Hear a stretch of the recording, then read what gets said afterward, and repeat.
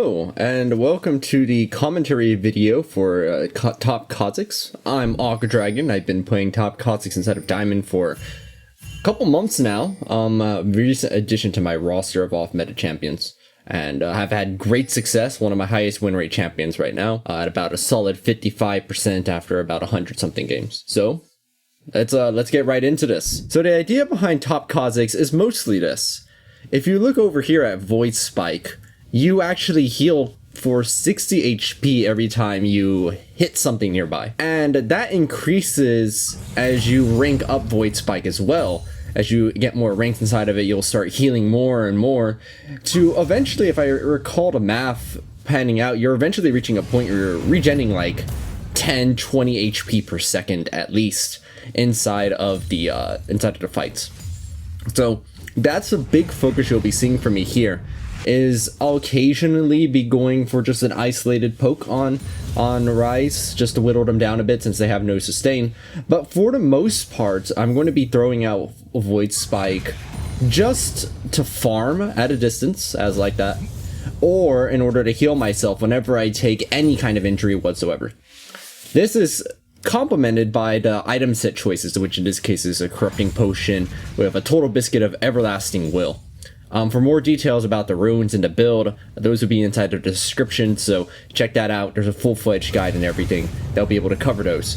The big keystone here is Arcane Comet, however, and Mana Flow serves to further accentuate this. So right now, for example, I'm wounded here, and Rise can't really hit me too hard under the tower, though this one is being a bit aggressive. My goal here is just going to be to get close to the minion wave where I can, and just gather up some more healing. When you get over to 45% CDR, you start gathering more and more CDR. You'll start healing faster and faster inside of the lane too. Now, whenever you're going up against opponents here at top lane, you kind of have to make a choice. Am I going for an aggressive style, or am I going for a passive style? Once you make your choice, you kind of have to commit to it, right? You can't switch between being aggressive and being passive quite so easily, because typically when you're playing a passive matchup, it's just because you can't actually outtrade your opponent. Against someone here like Rise, for example, I'm going to be mostly passive until level 6. I'm not aiming to outtrade them, getting into close melee range, because they have the range advantage on me, and I'm not going to win out on that. Instead, I'm just going to sit idly by, just healing up over time repeatedly with Void Spike, trying to reach a point where I hit level 6, and then I can angle my shots to both hit the minion wave and Rise at the same time, whittling them down for the kill. Screw both of you. I'm a bit low on mana here. I do have Teleport. Teleport's really great for just getting enough mana to basically just get a refill of your Void Spikes once you start running out. You don't want to use it too often for just that purpose, though. Where possible, you should be looking to use Void Spike in lane, but also your focus should be around helping the rest of the map, and that means sometimes roaming around to help out your other lanes. Note, for example, like in that example here, your assassination potential early on actually isn't that good. And so, in general, I try to tend toward not focusing to build around assassination items. On this first recall, I got a longsword and some boots, and I'm immediately going to be turning that into more CDR, so that way I can just heal more and more and more, forcing out that Rise TP here. Some matchups are so aggressive, you just have to play passively and just stall them out until they fall off. So, for example, matchups who have extreme lane bullies like Renekton, there's no need to actually fight them. Renekton falls off if they don't actually get kills on you, and you have enough range that they shouldn't get kills on you when you're playing Top Kha'Zix. Other matchups are a little bit more trade-worthy. You can at least reasonably trade with the opponents. Some of those include matchups that involve Jax, and Darius is a particularly risky one, but when you get the hang of the matchup, it tends to go a bit nicely inside of your favor. As long as you don't get grabbed mid-jump anyway, which most Dariuses aren't very good at doing. Okay, so we're starting to get close over to level 6, and you'll notice that, as I mentioned, I'm not really looking to make aggressive plays here on Rise, just a little poke here and there. Biggest focus is just trying to hit that AoE to grab that farm. Alright, there we go. This is where the magic happens. From here, it's possible to start angling your Void Spikes to try and shoot your opponent and a minion wave at the same time. So you get massive healing. At this point, Void Spike is, what is that, 110 HP for healing on a 8.55 second cooldown, which when you do the math on it is like a little over 12 HP per second. It's no wonder I'm always topped off on my HP. One of the big questions you should consider about when deciding if you want to be active or not is simply asking yourself, does the opponent have sustain? If I poke them with Void Spike over and over again, what's going to happen? Well, Rise here doesn't have any way of sustaining themselves. All they really have is a refillable potion, which means eventually, just by whittling them down with enough Void Spikes, they'll start running out of HP. This isn't true of all matchups, and especially against tankier ones, like against Nasus, for example, won't always apply. Alright, are you ready to see something really cool?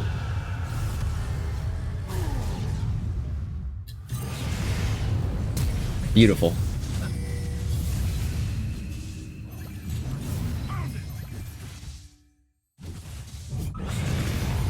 If it looks like I'm going to die... Oh no! You're right. Now for the Walk of Shame.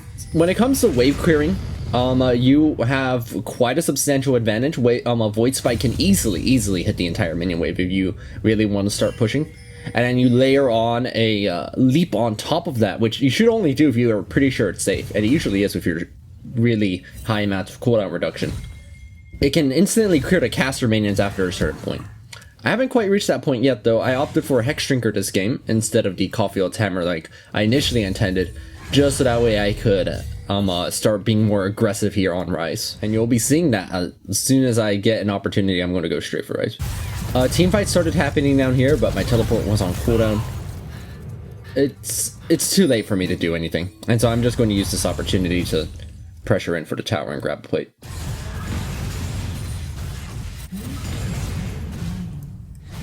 Your tower pushing power as top Kha'Zix is pretty decent. Your enemy, you aren't a split push monster by no means, and you don't really have the tools to split push onto regular. But if you get the opportunity, like here, I mean, I just got 2 plates really quickly to at least punish the enemies a bit for getting that dragon.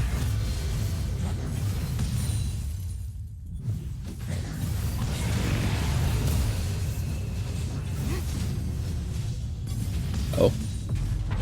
Looks like I'm getting some help.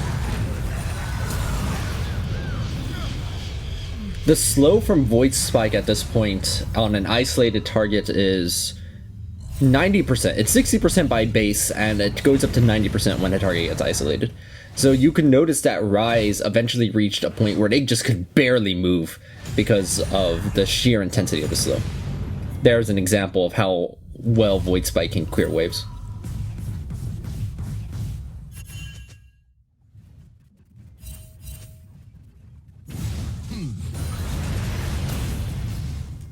After a certain point, if you get ahead enough, you can just start throwing your body at people and then just healing back up with Void Spike. I like this aggressive ward spot because as long as I have advanced notice of an enemy gank, I can usually get away with a combination of my stealth and the Void Spike slow. See, at this point, I don't much care if I take some damage, because I can just heal it up if I don't just die like I do there. In my defense, it would have just barely killed me. Normally, being at half HP would be a problem, but when you're playing Kha'Zix top, you can just heal it all back up, so it really doesn't matter. As long as you can get close to the minion wave, you're good. Boom. We're nearly topped off again after a little bit of Corrupting Potion. And there we go. We're back to full HP. Rise, however, not quite so much. 30 seconds isn't quite enough to get all 3 plates, unfortunately. But just grabbing one is good. Once this tower falls, I'll be able to start joining my team in the team fights, and this is where top Kha'Zix really excels. Kha'Zix ordinarily has some trouble inside of team fights, because unless a target's isolated, they can't do much. Top Kha'Zix is almost frankly the opposite of that. They're actually extremely good at team fighting, and have more trouble killing isolated targets that are all by themselves. Not that they can't, mind you. It's just harder, because you don't have as much raw burst or something like Electrocute. Looks like a fight's breaking out. Time to join. Now, when it comes to evolving, you'll notice I just evolved the R here instead of E for leap. Well, your evolution order is always going to be Void Spikes first. And then when you'd have to decide between the other two... Oh, wait, hold on. Hold that thought.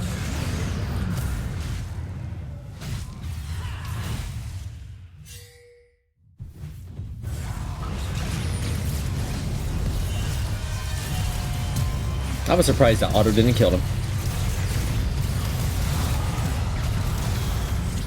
When it comes to deciding your evolution on top Kha'Zix, it's always going to be Void Spikes first, and then after Void Spikes, you have to decide between either evolving Leap or evolving your Cloaking.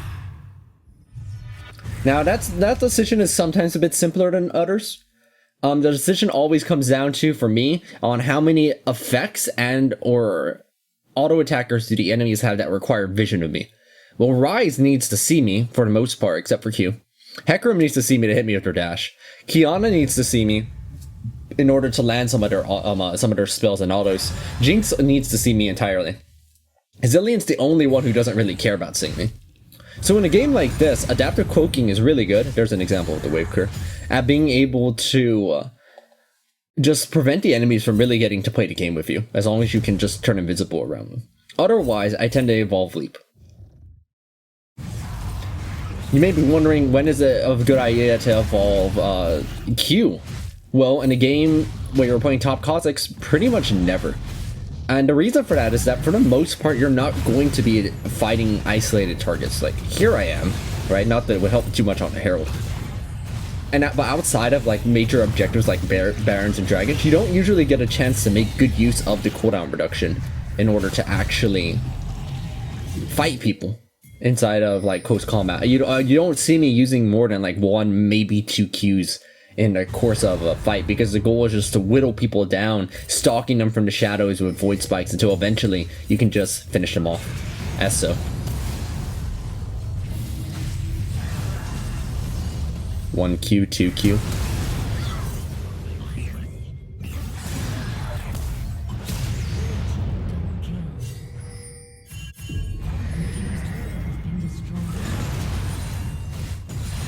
Let's skip the wave clearing, shall we?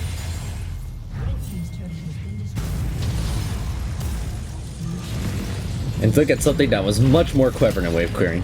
Teleporting right next to the enemy's base. Never be said that we don't make questionable decisions in our lives.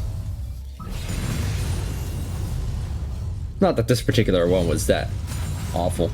At this point, my primary goal, besides getting caught by the enemies here, is to just try and set up for the Baron with control wards, and you'll start noticing that inside of my inventory here now, is that I'm going to start buying more control wards throughout the match, just so that way I can start setting up for objectives like Baron or Dragon, and then just trying to use my wards to, and my Void Spikes especially.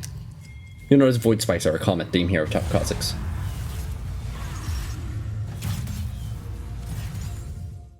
Great for scouting, mind you. Look at that zillions, how they were slowed. Now, here's a great example of how much damage you can do with Void Spike. All of them are now incredibly slowed. And they've been set up for just all of that. The slow is so intense that even when Zillion tries and speeds himself up with the, I don't recall what the ability's called. Their little speed up, slowy downy thingy. That's the technical name for it. They just fail.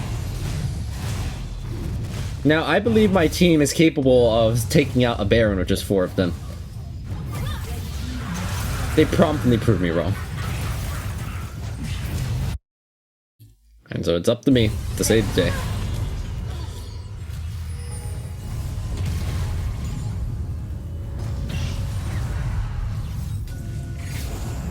Haven't really gotten much of a chance to participate into too many of these team fights yet, so I've just been mostly skulking around the map. I'm currently a 646, which is a pretty reasonable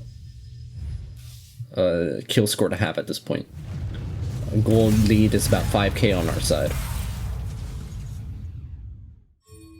you don't want to actually close the distance to your prey until you've reasonably whittled them down, and you're about to see that in total action right here.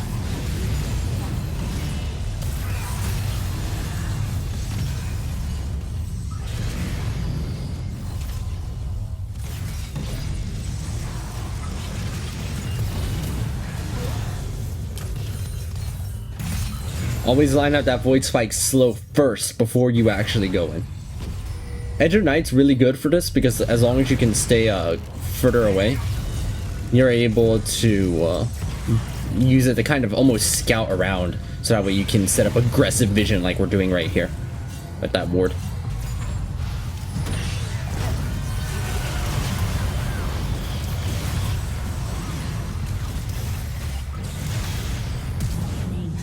You ain't going anywhere.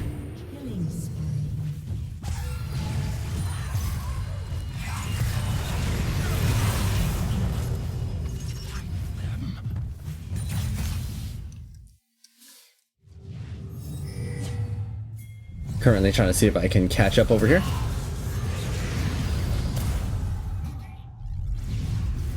But don't be afraid to dip. Void Spike sets you up really well for being able to just run away as needed.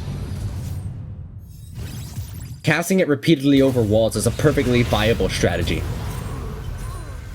We're currently just trying to set up for this Baron, trying to get round 2 here after round 1 Baron setup failed. Dragon is spawning soon, so I might be migrating over there in a little bit just so that way we can start securing that. But hey, I got really lucky with this control ward. Got both the wards that they had around this area. Was that all of them? Yes, it was. Lucky.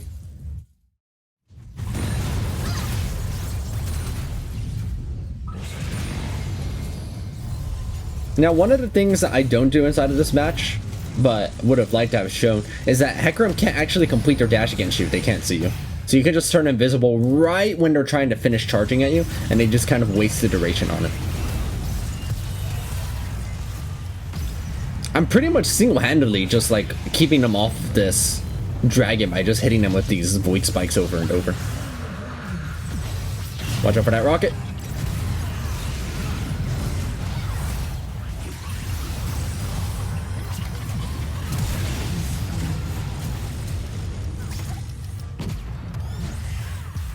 Now here's a fight that I played fairly okay. I could have done better, and had I done better I would have been able to kill all 3 of them.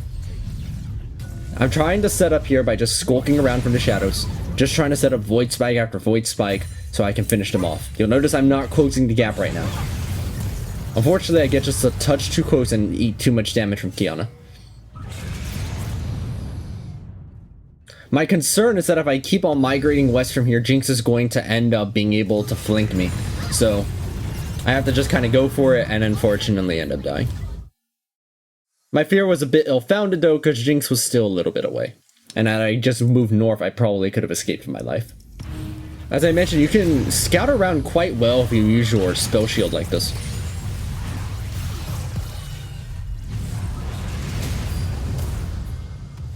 Not who I was looking for with that Void Spike. But E cooldown at this point is 8.8 seconds, which is quite good.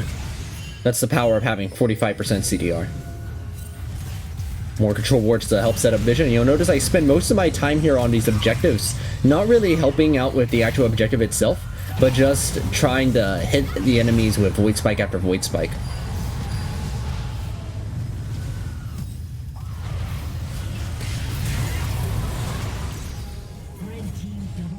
Essentially, you're zoning them off.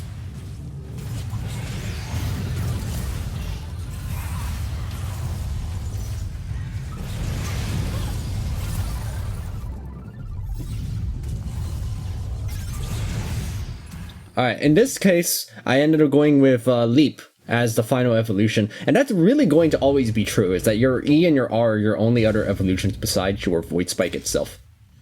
I never evolve Q. Never. There's just no real good reason to do it. Soloing objectives is just such a rare opportunity, and it's the only chance that you'll notice in these last few fights I barely even got into Q people except more than once. That it's just not worth it. Mind you, they're still pretty good at assassinating people.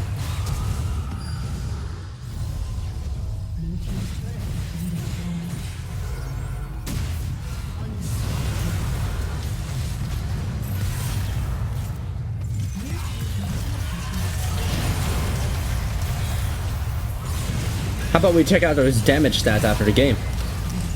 Here are the end results of the build and everything else. I've gotten 11 kills, 6 deaths, and 9 assists by the end.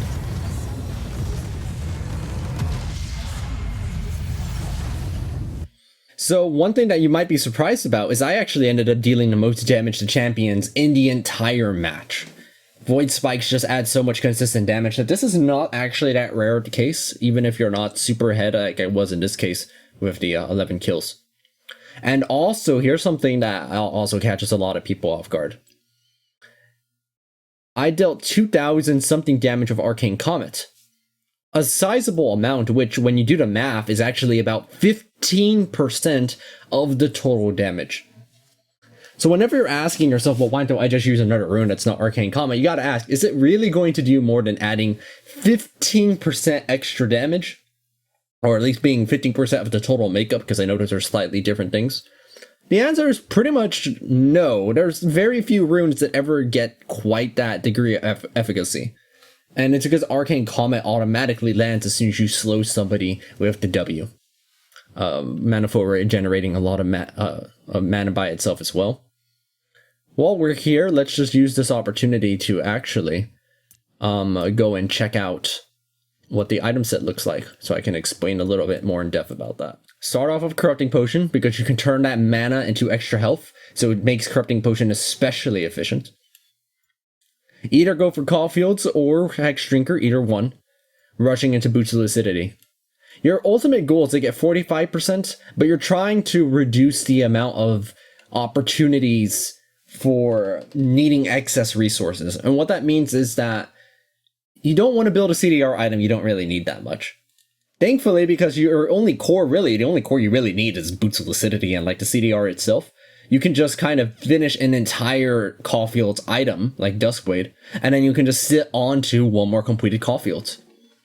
Between Lucidity, Transcendence, Caulfield's, and one completed Caulfield's item, you have 45% CDR. Finally, I just build out of these situational item choices. Don't look at Leandri's, it's a joke. It's a joke. Don't build Leandri's in your ranked games. But it does do a lot of damage. Now, there's a few notable things that are not present here, and I'm going to explain a bit. If I need CDR so badly, you might wonder, why don't I just build Black Cleaver? And the problem is this.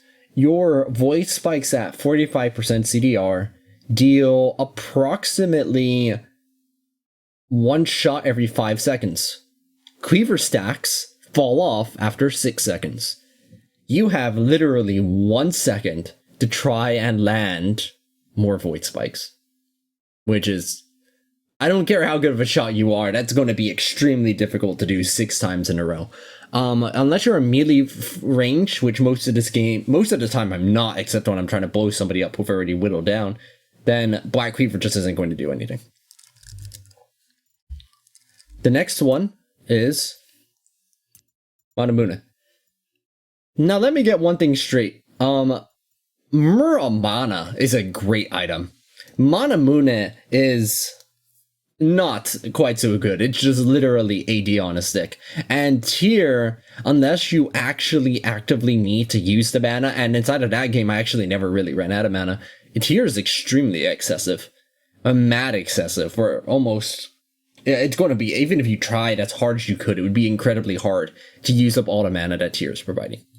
I like to say that the only amount of mana you ever need is enough. And it's just too much mana that you just don't need to use. I'd rather be investing all that money that I've just spent into mana into, well, CDR. And that's the primary reason I don't really like Manamuna that much, is that Muramana procs twice every time you auto because of your passive, which is great. And then it procs again when you use Q. But am I willing to give up my 45% CDR rush for that? For me, the answer is no. I'm just not willing to do that. It's a great item otherwise, and I'm sure that it's possible to make it work. I believe that there's the other Diamond Top Kha'Zix 0 who actually does use it occasionally, but I feel that it's not good enough for my taste. And finally, there's Tiamat, which you might consider for a wave clear, but I find that just Void Spike plus Leap is usually enough to be able to clear the wave, and I'm not that interested in roaming around that much from top lane. So most of my time spent up there is clearing waves, or trying to harass the enemy, or just healing up myself, or going around the map after I've already gained teleport advantage. But if I don't have all those things, I'm pretty much going to stay in lane anyway, so just being able to push the lane a little bit faster isn't super useful for me. That about covers everything that's needed to know. Again, this was AquaDragon. If you want to see more information inside of the guide, look at it below, and thanks for watching.